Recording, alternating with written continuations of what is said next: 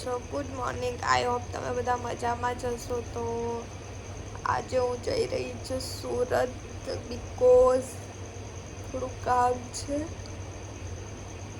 ઊંઘ જ આવે છે યાર હજુ પણ. તો અત્યારે 10 વાગ્યા છે, બિકોઝ આજે હું બસમાં ટ્રાવેલ કરીશ, કેમ કે મારી ગાડી ઓલરેડી સુરત જ છે.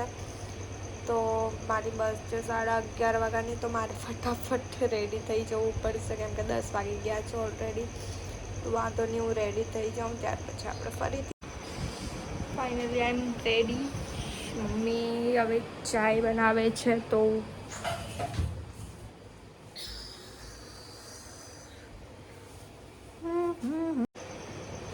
મમ્મી કહે છે કે થોડુંક જમી લે, તો હું થોડુંક જમી લઉં. ત્યાર પછી અમારી હવે ટાઈમ થઈ જ ગયો છે, તો હવે ફરી નીકળવાના છે અમે. તો વાંધો નહીં, હું જમી લઉં. મેરી ચાય આ ચુકી હે. મારી ચાય આવી ગઈ છે. ચાય પીને ફરીથી નીકળશું સુરત માટે, કેમ કે બસ આપણી રાહ જોતી નથી, આપણે બસની રાહ જોવી પડે છે. વાંધો નહીં, હું ચાય નાસ્તો કરી લઉં, ત્યાર પછી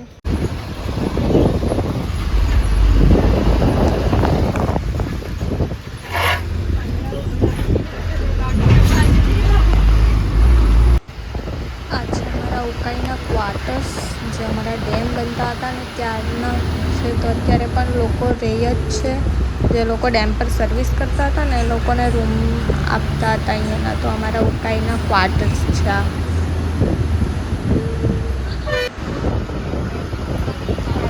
જીબી બોર્ડનું ઓફિસ જ્યાં છે તે એરિયો છે.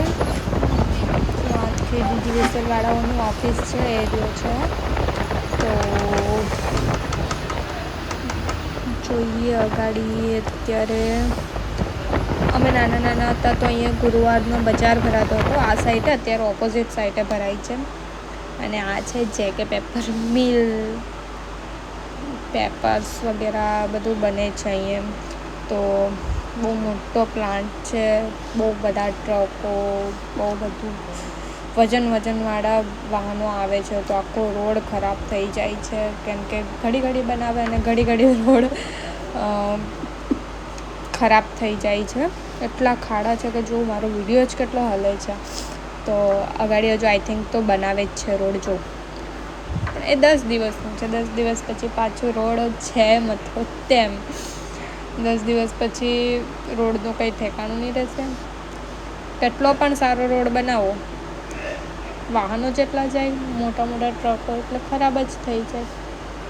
વાંધો નહીં, બહુ મોટો પ્લાન્ટ છે. ત્યાંથી છેક અહીંયા સુધી બહુ જ મોટો પ્લાન્ટ છે. J K paper limited.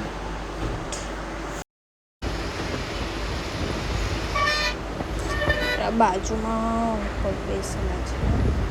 આ છે અમારો કિલ્લો. આપણે આની પર કોઈ દિવસ વ્લોગ બનાવીશું જ્યારે હું પાછી રિટર્ન આવીશ ત્યારે.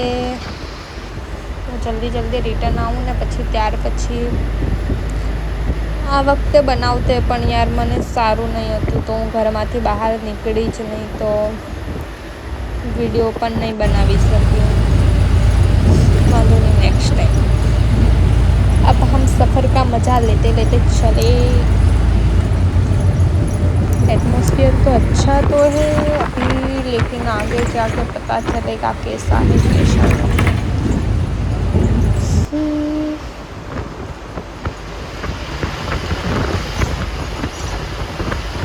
एकदम मस्त एटमॉस्फेयर છે. થોડું ટ્રાવેલ કરવાની મજા પણ આવે છે.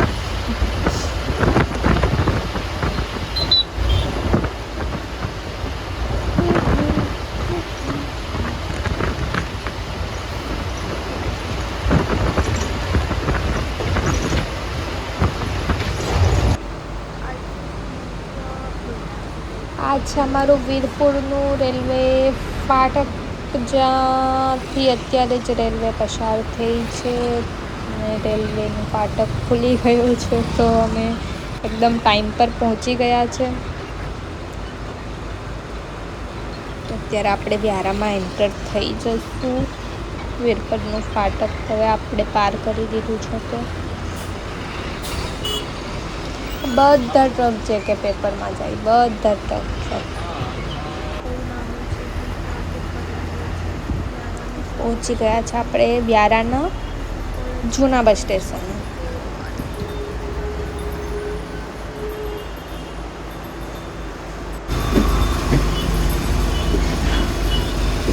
गोलवाड़ का दादा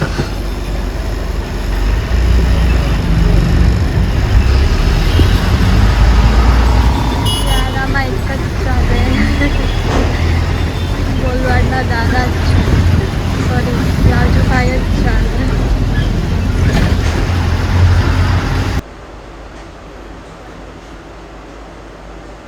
હવે પાછું બસ જશે વ્યારાના નવા સ્ટેશને, જે તો બહુ જૂનું છે પણ એનું નામ જ એવું છે વ્યારાનું નવું બસ સ્ટેશન, કેમ કે બસ સ્ટેશન આ બસ સ્ટેશન કરતાં પછીથી બન્યું હતું એની માટે.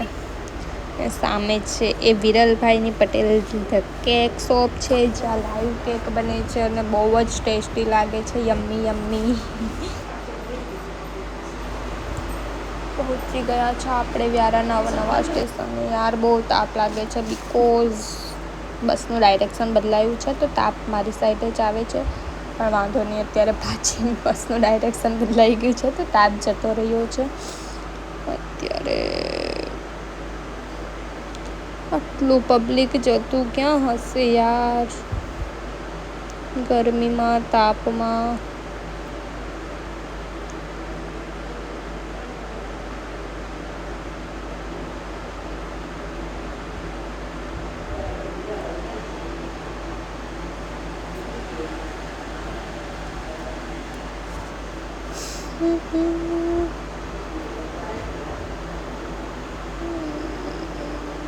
લોકો ભાગમ દોડી કરીને બેસે છે. મારું સારું છે, ઘર પાસે સ્ટેશન છે, આખી બસ ખાલી હોય એટલે જ્યાં બેસવું હોય ત્યાં પણ હું ડ્રાઈવરની સીટ પછાડી જ બેસું, મને ત્યાં જ કમ્ફર્ટેબલ લાગે છે.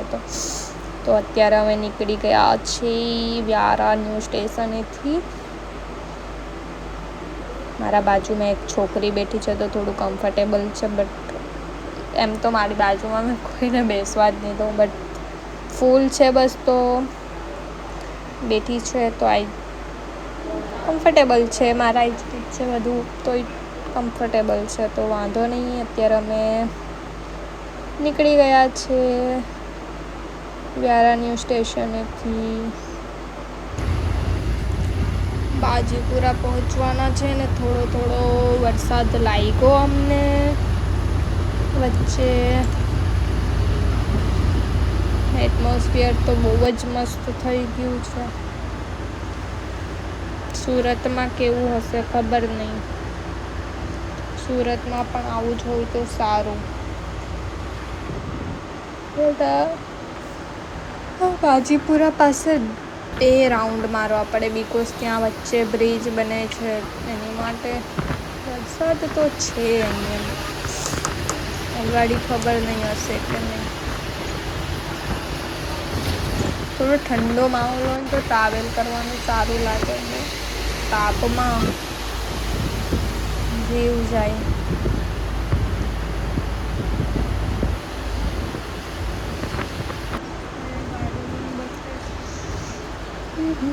પહોંચી ગયા છે હવે આપણે બારડોલીના સ્ટેશને. જોયું લોકોની ભીડ દોડી કરીને બેસશે બસમાં.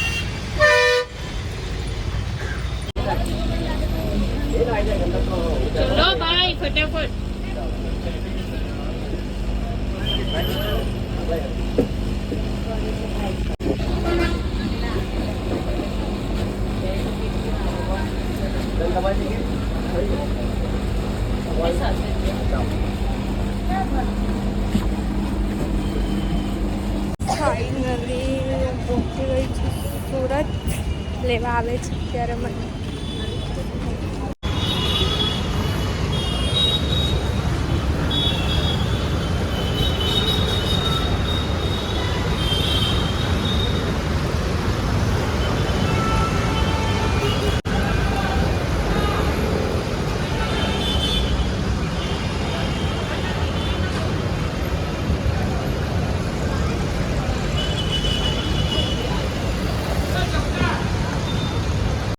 ફાઇનલી હું પહોંચી ગઈ છું મારી શોપ પર.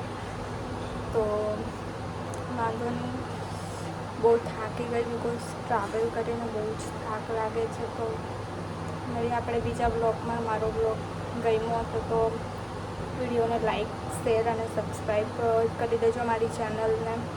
કમેન્ટ કરજો.